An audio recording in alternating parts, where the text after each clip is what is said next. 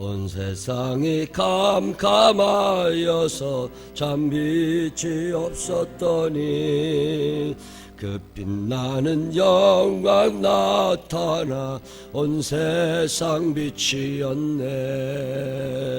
영광의 주, 영광의 주, 밝은 그 빛 내게 비치었네. 영광의 주, 영광의 주, 이 세상의 빛은 오직 주 예수님. 주 말씀을 믿는 사람은 그 마음이 시원하고 주 명령을 준행하는 자 그 길이 환하겠네. 영광의 주, 영광의 주, 밝은 그 빛 내게 비치었네. 영광의 주, 영광의 주, 이 세상의 빛은 오직 주 예수님. 죄 가운데 사는 사람은 그 눈이 어두워도 그 죄악을 씻는 날에는 그 눈이 밝아지네. 영광의 주, 영광의 주, 밝은 그 빛 내게 비추었네.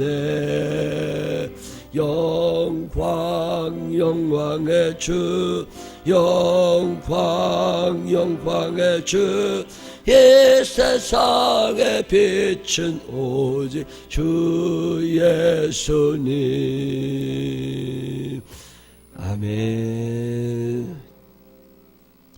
사도신경으로 신앙 고백하겠습니다. 전능하사 천지를 만드신 하나님 아버지를 내가 믿사오며 그 외아들 우리 주 예수 그리스도를 믿사오니 이는 성령을 잉태하사 동정녀 마리아에게 나시고 본디오 빌라도에게 고난을 받으사 십자가에 못 박혀 죽으시고 장사한 지 사흘 만에 죽은 자 가운데서 다시 살아나시며 하늘에 오르사 전능하신 하나님 우편에 앉아 계시다가 저리로 오서 산 자와 죽은 자를 심판하러 오시리라. 성령을 믿사오며 거룩한 공회와 성도가 서로 교통하는 것과 죄를 사하시는 것과 몸이 다시 사는 것과 영원히 사는 것을 믿사옵나이다. 아멘. 고린도후서 3장 있는 말씀 읽겠습니다. 고린도서 3장 1절부터 마지막 절까지 있는 말씀 읽겠습니다. 우리가 다시 자천하기를 시작하겠느냐? 우리가 어찌 어떤 사람처럼 추천서를 너희에게 붙이거나 혹은 너희에게 받거나 할 필요가 있느냐?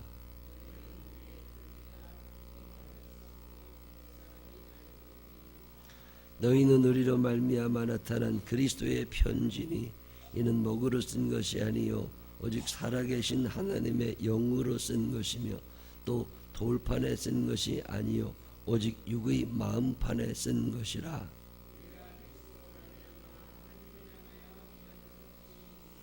우리가 무슨 일이든지 우리에게서 난 것 같이 스스로 만족할 것이 아니니 우리의 만족은 오직 하나님으로부터 나느니라.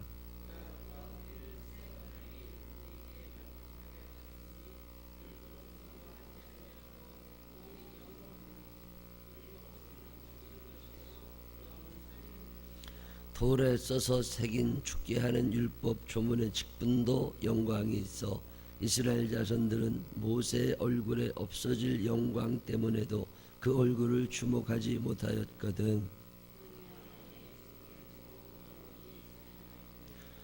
정죄의 직분도 영광이 있은즉 의의 직분은 영광이 더욱 넘치리라.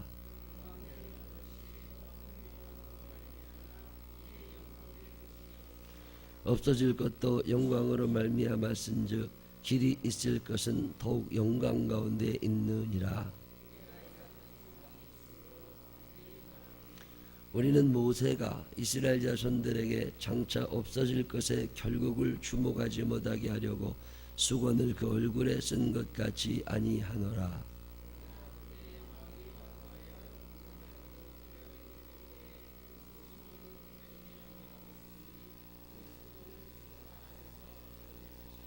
오늘까지 모세의 글을 읽을 때에 수건이 그 마음을 덮었도다. 주는 영이시니 주의 영이 계신 곳에는 자유가 있느니라. 우리가 다 수건을 벗은 얼굴로 거울을 보는 것 같이 주의 영광을 보매 그와 같은 형상으로 변화하여 영광에서 영광에 이르니 곧 주의 영으로 말미암음이니라. 아멘. 살아계신 하나님의 평강이 우리 모두와 함께 하시기를 주님의 이름으로 축원합니다. 고린도후서 3장에 있는 말씀 함께 나눕니다. 이 한 장 전체를 다 읽기가 설명하기가 시간이 많이 걸리긴 하지만 이 같은 내용입니다. 짧게 여러분에게 말씀드립니다. 우리가 다시 자천하기를 시작하겠느냐? 우리가 어찌 어떤 사람처럼 추천서를 너희에게 붙이거나 혹은 너희에게 받거나 할 필요가 있느냐? 이 고린도후서 3장 1절은 바울 목사님의 답답한 마음을 표현하는 문장입니다. 바울 목사님이 사시던 때 고린도에서 교회를 개척하고 그리고 에베소로 떠났더니 고린도에 엉뚱한 사람들이 또 들어와 가지고 하는 얘기가 뭐냐면 바울은 사도가 아니다. 바울은 사도가 아니다. 맞는 얘기일 수도 있죠. 사도라는 사람들은 예수님의 얼굴을 3년간 보며 따라다닌 사람들만 사도고 그 사람들만 예수님에 대하여 알 수 있는 거지, 바울이라는 사람은 예수님을 만나본 적도 없는 사람이다. 예수님하고 식사 한 끼도 한 사람이 아니다. 그러니 무슨 바울이 사도냐? 바울은 사도가 아니고, 바울은 사도가 아니기 때문에 바울이라는 사람이 고린도에 와서 모든 이야기는 가짜다. 그러니 너네들 바울이 가르쳐 준 얘기를 믿지 말아라.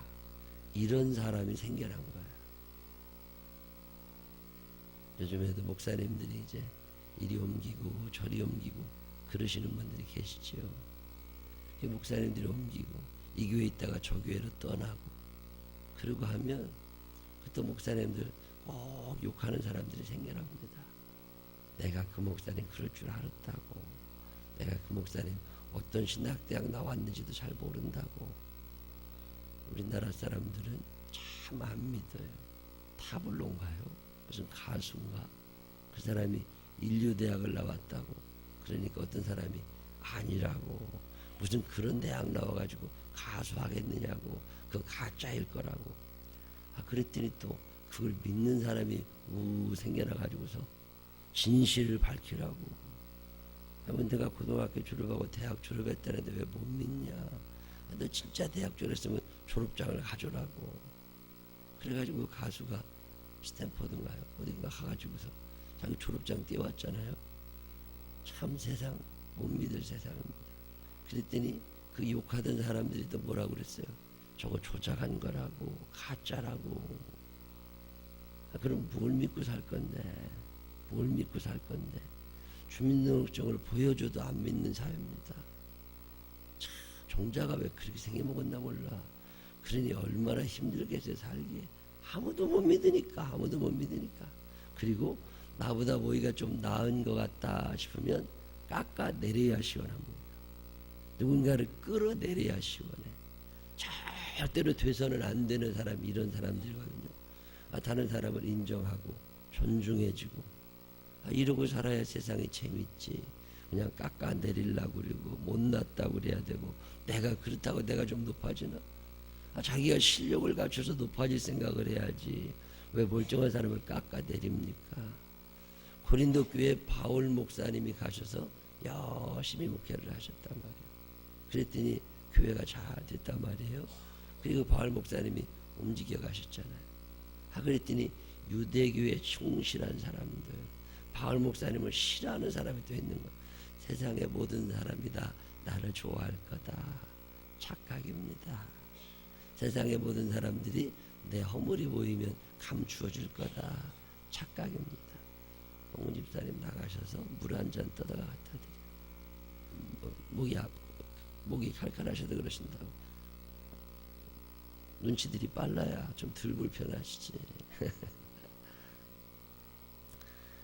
그런 얘기 하는 거야. 세상에 살면 누군가를 늘 깎아내리고 싶은 사람이 있는 거라. 근데 바울 목사님은 참 훌륭한 분이고 예수님을 환상 중에 만난 분이고 그분 때문에 모든 것을 버리고 주님을 따르는 사람이지만 약점이 있습니다. 무슨 약점이 있느냐면 성격이 너무 강해요. 성격이 강하다 보니까 다른 사람들하고 타협이 안 됩니다. 타협이 안 되니까 가까이 오는 사람들이 튕겨나가게 되는 거예요. 그런 일이 종종 일어납니다. 그래서 바울 목사님 서신을 읽어보면 너무 강한 느낌을 많이 받아요. 나와 생각이 다르면 아닌 거거든. 그리고 또 성격만 강한 게 아니라 인간성이 그렇게 좋은 분이 아니었대요. 주변에 사람이 오래 안 갑니다. 성격이 괴팍해가지고 말이에요. 그리고 결혼도 못하고 사셨잖아요. 아무 여자도 감당이 안 돼. 그래가지고서 바울 정도 되면 괜찮은 사람이에요. 돈도 많았고 능력도 있고 사회적으로 성공한 사람이고 집안도 넉넉한 사람이고 요즘으로 말하면 인류대학도 나온 사람이고 미래가 밝은 사람이라고. 근데도 여자들이 아무도 안 따라다녔어요. 그리고 얼마나 성격이 괴팍했겠어요. 그러니까 적군이 많은 거죠. 이 고린도 교회 가서도 그 성격 어디 갔겠습니까? 여전히 적군이 있는 거지. 그랬다가 바울 목사님이 딱 교회를 사임하고 다른 교회로 갔더니 계속 바울을 씹어대는 사람이 나온 거예요. 그 욕을 먹어도 괜찮은데 문제가 뭐냐면 그 욕을 먹다 보니까 바울 목사님이 증거한 복음이 이게 가짜가 되어버린 거예요. 바울이 가짜인데 그가 전한 얘기가 진짜겠냐. 그거 믿지 말아라. 야, 우리가 전한 겁니다. 우리가 전한 겁니다. 이러고 유대교인들이 나타나서 고린도 교회를 흔들어 놓은 거예요. 그러면서 또 한 얘기가 뭐냐면 바울이라는 사람은 예수님의 12제자도 아니고 그 사람은 지금 그 당시에 최고 권위 있다고 하는 예루살렘 교회에서 파송한 사람이 아니다. 예루살렘 교회에서 파송했으면 추천서가 있어야 되고 대제사장이 다 추천해가지고 이런 사람은 바울이라는 사람은 내가 보낸 사람이니 너희들이 받아줘야 된다. 뭐 이런 얘기를 딱 추천서를 써서 줘야 되는데 추천서가 있는 것도 아니고 그러니까 바울 목사님은 가짜다. 그러니 너네들 그 바울 믿으면 안 된다. 이런 사람이 고린도 교회에 생겨났어요. 그러고 났더니 바울 목사님이 에이 그런 놈들 그렇게 살다 죽으라고 두어. 그렇게 좀 무시했는데 아니 그러지 자꾸 하는 얘기가 바울 목사님이 전한 복음도 가짜라고 그러니까 또 그렇게 되면 안 되잖아요. 그래가지고 고린도 후서를 쓰면서 자기 변명을 하는 거예요. 자기 변명을 하면서 뭐라고 얘기를 하느냐. 1절에 우리가 다시 자천하기를 시작하겠느냐. 우리가 어찌 어떤 사람처럼 추천서를 너희에게 붙이거나 혹은 너희에게 받거나 할 필요가 있느냐. 우리 살아서 알지 않느냐 이런 얘기죠. 예루살렘 교회에서 온 사람들은 추천서가 있습니다. 나는 예루살렘 교회 장로회의에서 나를 보냈다. 근데 바울 목사님이 그게 없거든요. 근데 이 얘기를 하는 거예요. 내가 추천서가 없었다. 내가 추천서가 없이 너희들에게 들어갔고 그래서 교회를 개척하게 됐고 함께 살아왔다. 그런데 이제 와서 무슨 추천서가 필요하냐 하면서 2절 참 유명한 말씀을 씁니다. 너희는 우리의 편지라 우리 마음에 썼고 무사람이 앓고 읽는 바다. 너희가 우리의 편지다. 제가 옛날에 은혜 받고 싶어서 기도원 다니고 그럴 때 어떤 목사님이 그러시더라고. 의사는 그 사람이 어떤 의사인지는 환자가 증명하는 거예요. 병원의 시설이 굉장히 좋고 무슨 대학을 졸업했고 외국에 가서 뭘 연수를 받았고 다 소용없고 그 환자가 증명하는 거예요. 환자가 우리 의사 선생님 명의입니다. 그리고 소개하면 그게 진짜라는 거예요. 어떤 선생님이 진짜 선생님이냐? 학력이 있고 교사 임용고시 몇 등으로 합격했고 이런 게 교사를 증명하는 게 아니라 애들이 증명하는 거예요. 우리 선생님 진짜라고. 그런 얘기하면서 목사는 지가 무슨 대학 졸업했고 박사학위가 있고 이런 게 목사를 증명하는 게 아니라 교인이 목사를 얘기하는 거래. 그 교인들을 보면 목사를 하는 거래. 교인들이 늘 거칠고 이런 목사님들 보면 되게 거칠어. 교인들이 폼 어지간히 재는 사람들이 있어요. 그거 보면 목사도 그래. 목사를 보면 교인을 하는 것처럼 교인을 보면 목사를 한다는 거예요. 그러면서 목사는 교인으로 말하는 거라고. 난 그 얘기가 아니죠. 그러죠. 그러니까 여러분이 어디 가서 엉뚱한 짓 대고 다니면 다 욕은 목사가 먹는 거예요. 저 좀 살려주시오. 저 잘 좀 하고 이 동네 가서도 무식하게 하고 돌아다니면요 거기에 목사가 다 그랬다 그런다니까. 이 편지라는 말이 그 말이에요. 너희는 내가 쓴 추천서다. 너희들이 똑바로 하면 되지 않냐. 이런 얘기 하는 거예요. 너희는 우리의 편지라. 우리 마음에 썼다. 신비에 썼다는 거지요. 무사람이 다 알아. 너희는 우리로 말미암아 나타난 그리스도의 편지니 이는 목으로 쓴 것이 아니요 오직 살아계신 하나님의 영으로 쓴 것이며 또 돌판에 쓴 것이 아니요 오직 육의 마음판에 쓴 것이다. 율법은 어디에 써집니까? 돌판에 써집니다. 십계명을 모세가 받으러 저 시내산에 올라가서 돌판 2개에다가 십계명을 받았거든요. 하나님이 쫙 써주셨어요. 40일을 금식하며 그 돌판에 십계명을 써갖고 내려왔다고. 내려왔는데 어떻게 됐어요? 와보니까 이스라엘 사람들이 금송아지 만들어가지고 우상 숭배하고 춤추고 축제를 벌리고 난리가 났잖아요. 그리고 모세가 화가 나가지고 그 돌판을 한 번 다 깨트려 버리잖아요.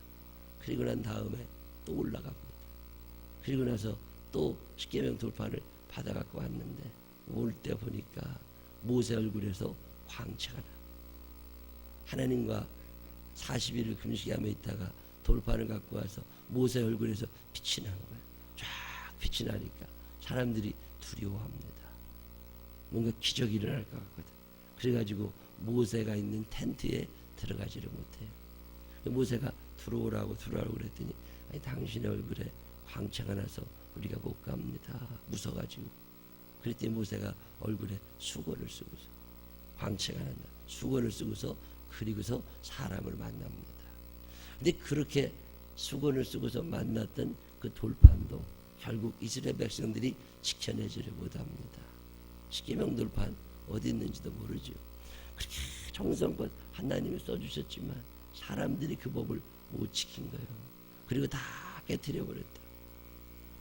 그렇게 하나님이 친필로 쓰신 것도 사람들이 지키지 않고 우습게 하는데 예루살렘에 있는 지도자들이 추천서 한 장 썼다고 그래서 그게 뭘 그렇게 대단한 거냐. 바울 목사님이 하는 얘기가 뭐예요? 그런 추천서가 필요한 게 아니라 너희들이 예수를 똑바로 믿었으면 그런 일에 흔들림이 없을 거라는 거예요. 그러면서 너희는 우리의 편지라. 내가 육신의 조문 돌판에 새긴 것, 돌 위에 새긴 것이 아니라 마음비 신비에 새긴 사람들이다.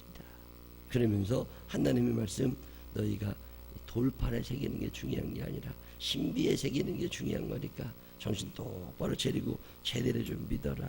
그런 얘기하는 게 고린도후서 1장에 나오는 얘기입니다.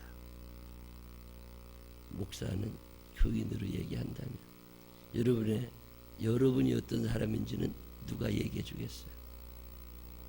여러분이 어떤 사람인지는 여러분의 자녀들이 얘기합니다. 애들을 보면 부모의 견적이 딱 나오는 거예요. 그래서 자식 교육 자식이라고 그러죠.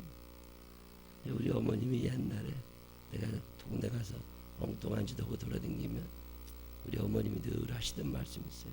너 아버지 얼굴에 똥칠하지 말라. 너 아버지 얼굴에 똥칠하지 말라. 난 그게 뭔 얘기인지 몰랐어요. 근데 나중에 알게 된 거예요.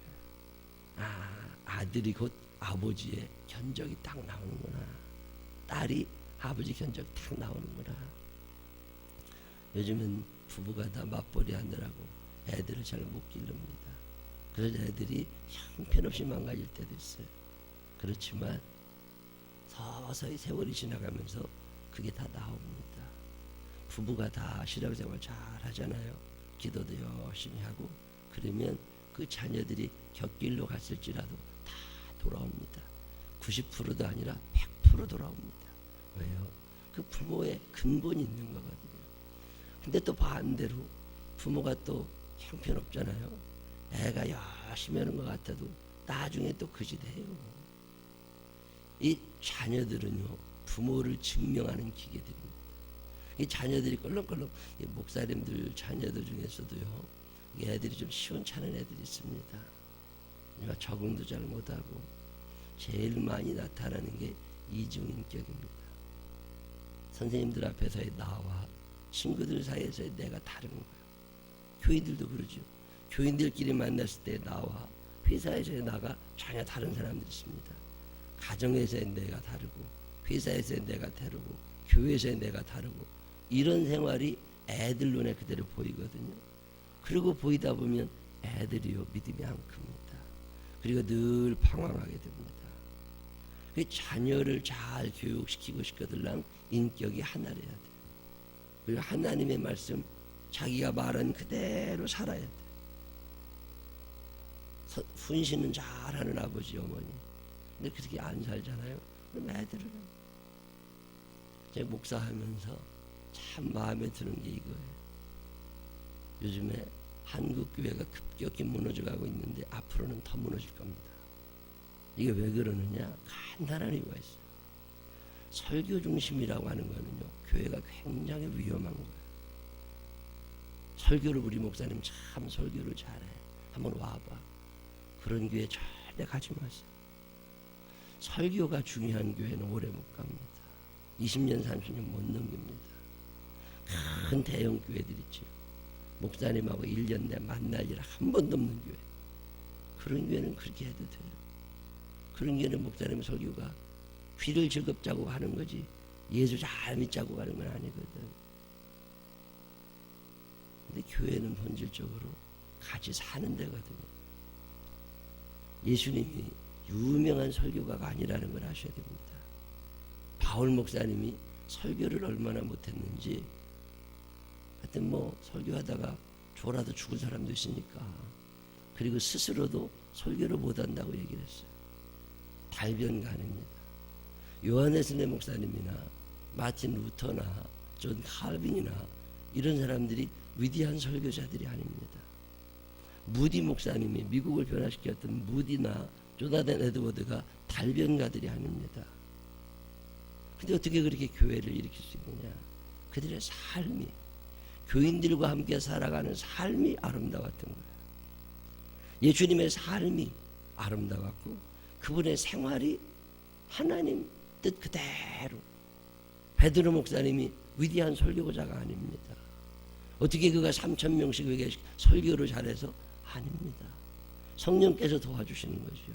그의 인생, 그의 살아가는 모양을 보고 이 바울 목사님 지금 얘기하고 있는 얘기가 율법의 조문이나 어떤 추천서나 어떤 이론적인 이야기나 논리적인 이야기나 이런 걸 가지고 뭘 증명해내려고 그러지 말라는 거예요.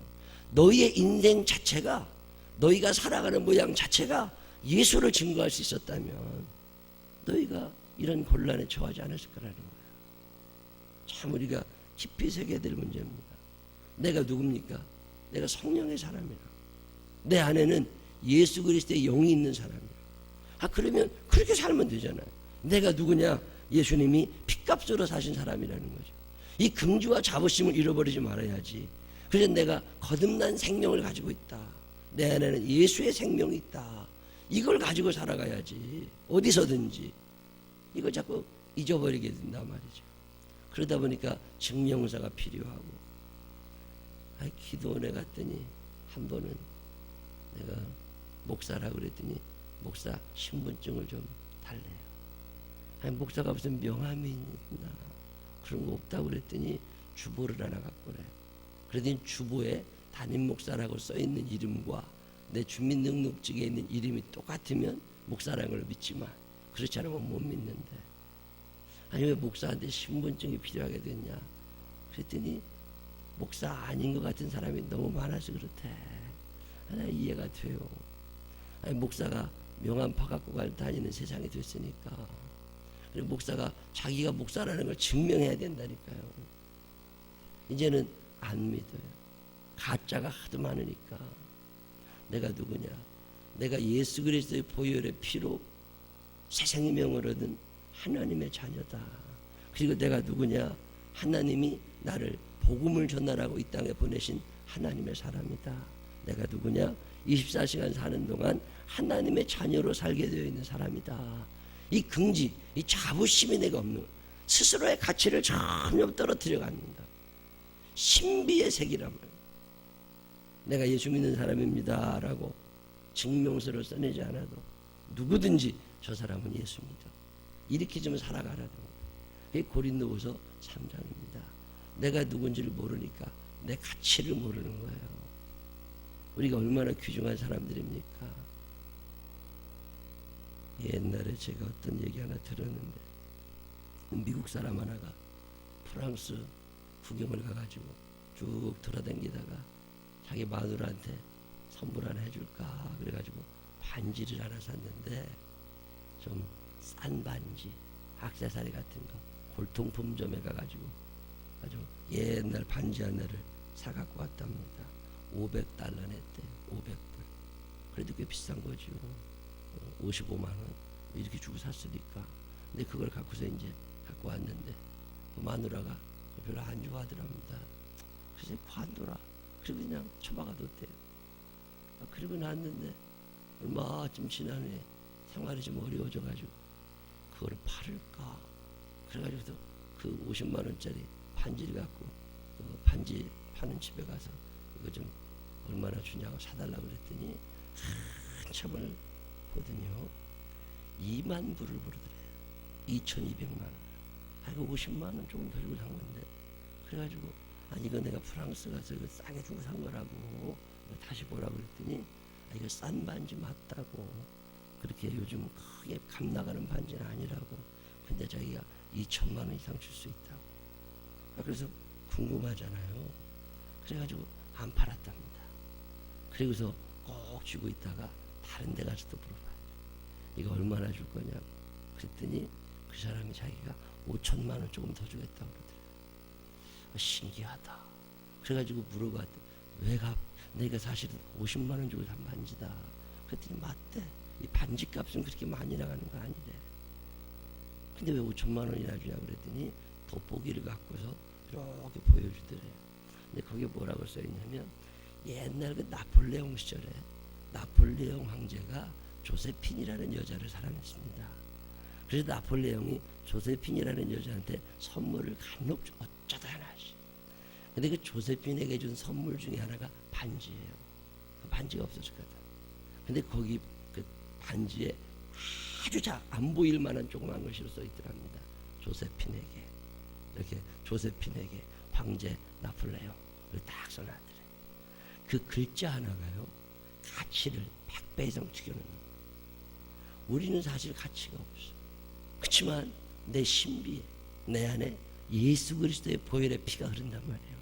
예수 그리스도의 사랑의 언약이 내 신비에 흐른단 말이에요. 이거 갖고 있느냐 말이에요. 그러면 째째하게 살지 말라 그 말이에요. 여러분에게는 그리스도 예수의 보혈의 피가 흐르는 사람입니다. 여러분은 소위 말해서 예수님 짤이 되는 거예요. 이게 얼마짜리냐? 이거 몇만 원 되죠. 물컵은 얼마짜리냐? 물컵은 몇천 원 되겠죠. 그 뭐에 짜리가 있다고. 사과도요 2,000원짜리가 있고 3,000원짜리, 수박도 5,000원짜리가 있고 10,000원짜리가 있고 15,000원짜리 있고 그러잖아요. 그러면 나는 얼마짜리냐고, 나는 얼마짜리냐고. 어떤 사람이 그러는데 나는 예수님이 핏값으로 사셨기 때문에 예수님하고 다이다이라는 거예요. 그래서 예수님 짤이라는 거예요. 내가 스스로를 허접하게 여기지 말고 내 신비에 예수 그리스도의 이름을 깊이 새기고 당당하게 살아가라는 거예요. 오늘 성경 우리에게 이 진리를 가르쳐 줍니다. 나는 예수님 짤입니다. 나는 가치 없어. 그렇지만 내 안에는 어마어마한 그리스도의 보혈이 흐르는 사람입니다. 그러니 누가 와서 시비를 걸든지 간에 흔들리지 말고 복음 안에 굳게 서라고. 그 가차는 반지도 이름 안에 새겨졌다고 100배로 가치가 뛰는데 여러분 마찬가지입니다. 하나님 여러분을 사랑하고 계심을 믿으시길 바랍니다. 하나님이 여러분을 반드시 축복하시고 하나님이 여러분을 반드시 사용하실 것을 믿으시길 바랍니다. 이 믿음을 가지고 이 험한 세상에서 내 예수님 짤이답게 폼나게 살아갈 수 있는 멋진 사람들이 되시기를 주님의 이름으로 축원합니다. 기도하겠습니다. 하나님 아버지, 사실 우리는 아무것도 아닙니다. 가치 없습니다. 어디 가도 추천서를 써갖고 다녀야 될지도 모릅니다. 그렇지만 주님, 제가 누굽니까? 주님이 핏값으로 사신 당신의 자녀, 당신 나라의 백성입니다. 긍지와 자부심을 갖게 하여 주시옵시고 하루를 살아도 예수님처럼 살게 하여 주시옵시고 이중인격이나 삼중인격이나 혼잡스럽게 살지 않게 하여 주시옵시고 누가 봐도 저 사람 예수 믿는 사람으로 살게 하여 주옵소서. 그리 살지 못한 날들의 죄를 용서하여 주시옵시고 특별히 우리의 자녀들이 부모님들보다 훌륭한 자녀들 되게 하여 주시옵시고 삶이 똑바른 사람들 되게 하여 주옵소서. 예수님 거룩하신 이름으로 기도드렸습니다. 아멘.